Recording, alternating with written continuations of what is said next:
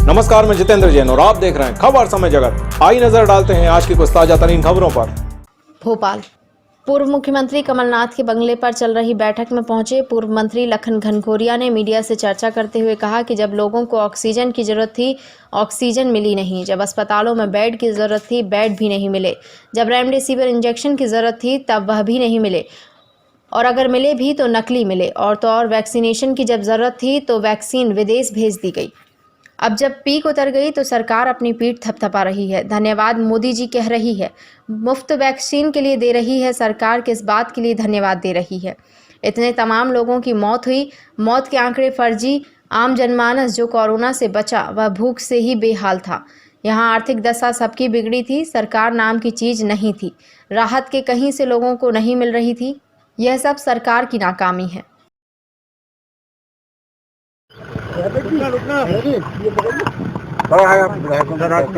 चर्चा हुई, क्या विषय था? कमलनाथ जी ने क्या सुझाव दिया कि सदन में क्या विषय उठाना है?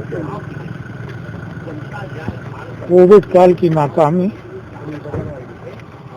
सरकार नाम की चीज पूरे कोरोना काल में देखी नहीं। जब लोगों को ऑक्सीजन की जरूरत थी, ऑक्सीजन मिली नहीं। जब अस्पतालों में बेड की जरूरत थी, बेड मिले नहीं। जब रेमडेसिविर इंजेक्शन की जरूरत थी, तब मिले नहीं। उल्टे मिले तो नकली मिले। और तो और वैक्सीनेशन की जब जरूरत थी तो विदेश में भेज दी गई। अब जब पीक उतर गया तो ये सरकार अपनी पीठ थपथपा रही है। ये धन्यवाद मोदी जी कह रही मुफ्त वैक्सीन के लिए। इतने किस बात का धन्यवाद? इतने तमाम लोगों की मौत हुई, मौत के आंकड़े फर्जी। आम जनमानस जो कोरोना से बचा वो भूख से भी बेहाल था। आर्थिक दशा सबकी बिगड़ी थी। सरकार नाम की चीज नहीं थी। राहत कहीं से लोगों को नहीं मिली। इसलिए ये सरकार की का फेल्यूर है, सरकार की नाकामी है। इस बात को लेके बढ़ती महंगाई, कम से कम मध्य प्रदेश सरकार जो वैट लगा है पेट्रोलियम पदार्थ में, देश में हर प्रदेश से सबसे ज्यादा वैट है।